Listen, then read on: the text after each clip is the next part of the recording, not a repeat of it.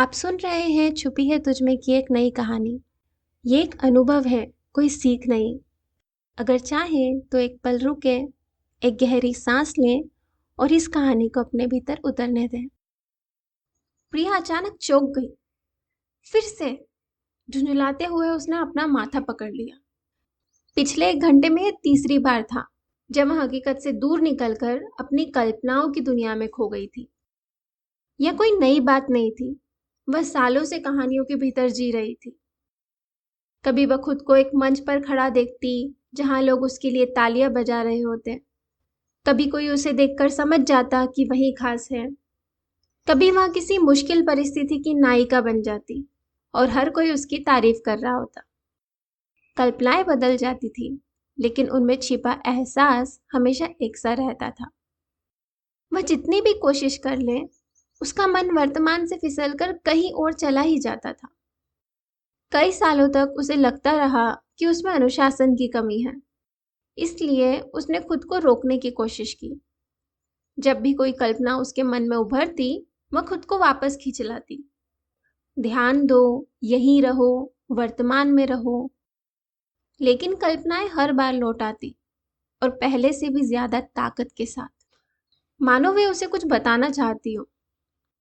एक शाम उसने उनसे लड़ने की बजाय उन्हें समझने का फैसला किया। अगली बार जब उसने खुद को किसी कल्पना में खोते हुए पकड़ा, तो उसने अपना फोन निकाला और लिखना शुरू कर दिया कि वह क्या सोच रही थी। वह आखिरकार मुझे देखता है और समझ जाता है कि मैं ही वह हूं। सब लोग मेरे लिए तालियां बजा रहे हैं, उन्हें मुझ पर गर्व है, वे मुझे नोटिस कर रहे हैं। अगले कुछ दिनों में उसने ऐसी दर्जनों कल्पनाएं लिख डाली। फिर एक दिन वह बैठी और उन सबको पढ़ने लगी। पहली नजर में वे एक दूसरे से बिल्कुल अलग लग रही थी, लेकिन जैसे जैसे वह उन्हें ध्यान से देखने लगी, एक पैटर्न उभरने लगा।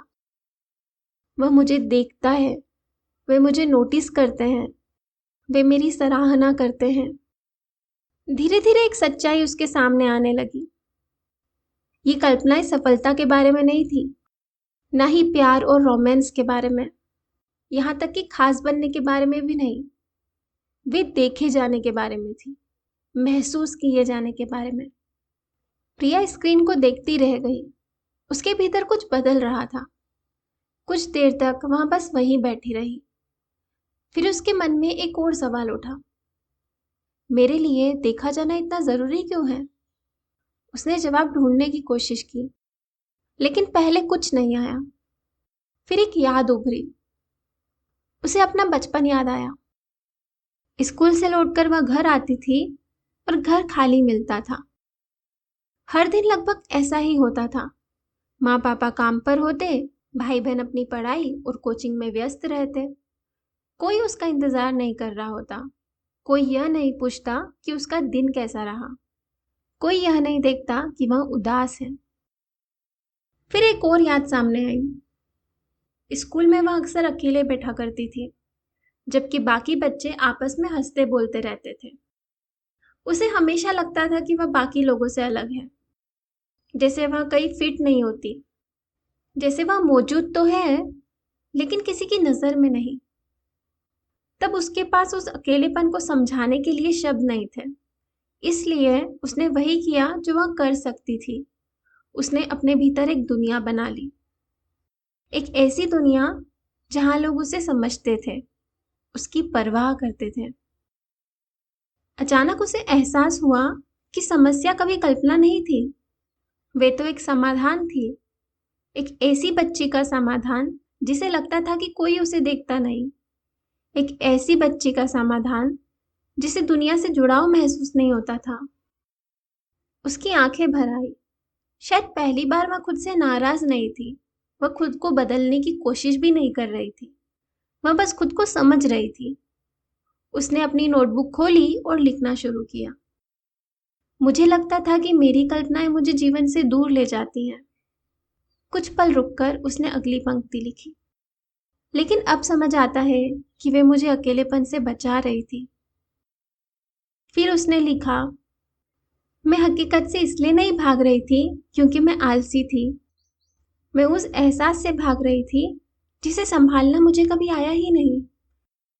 या लिखने के बाद वह काफी देर तक चुप बैठी रही। फिर एक और सवाल सामने आया। अगर दूरी और अकेलेपन ने यह घाव बनाया है, तो इसे भरेगा क्या? जवाब हैरान कर देने वाला था। साथ। और ज्यादा कल्पनाएं नहीं, और उम्मीदें नहीं, और आत्म आलोचना नहीं, बस साथ। उसका वह हिस्सा जो खुद को अदृश्य महसूस करता था, उसे ठीक किए जाने की जरूरत नहीं थी, उसे देखे जाने की जरूरत थी। यहीं से उसने छोटे छोटे कदम उठाने शुरू किए। उसने वह ऑफलाइन कंप्यूटर क्लास ज्वाइन कर ली जिसे वह महीनों से टाल रही थी। वह घर से थोड़ा ज्यादा बाहर निकलने लगी। कमरे में अकेले बैठने की बजाय पास के पार्क में समय बिताने लगी। कभी किसी से छोटी सी बातचीत कर ली, कभी बस लोगों के बीच बैठ जाती। अकेलापन एक रात में खत्म नहीं हुआ, ना ही कल्पनाएं, लेकिन धीरे धीरे कुछ बदलने लगा। हर वास्तविक जुड़ाव उसके मन को यह भरोसा दे रहा था कि अब उसे सिर्फ अपनी कल्पनाओं के सहारे जीने की जरूरत नहीं है। कई महीनों बाद भी वह कभी कभी कल्पनाओं में खो जाती थी, लेकिन अब फर्क था। अब वह समझती थी कि वे उसे क्या बताने की कोशिश कर रही है। हर कल्पना के नीचे खास बनाने की इच्छा नहीं छिपी थी, बल्कि यह चाहत छिपी थी कि वह मायने रखती है, कि उसे देखा जाए, महसूस किया जाए और किसी से जुड़ाव महसूस हो। और शायद पहली बार वह इन चीजों को कल्पनाओं में नहीं, हकीकत में ढूंढना सीख रही थी। अगर आप भी अक्सर अपनी कल्पनाओं की दुनिया में खो जाते हैं, तो एक पल रुकिए। यह मत पूछिए कि मैं इसे कैसे रोकूं। इसके बजाय खुद से एक दूसरा सवाल पूछिए।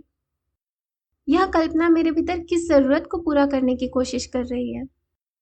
शायद वह जुड़ाव हो, शायद प्यार, शायद अपनापन, या शायद सिर्फ देखे जाने की चाह। क्योंकि अक्सर समस्या कल्पना नहीं होती, वह एक संदेश होती है।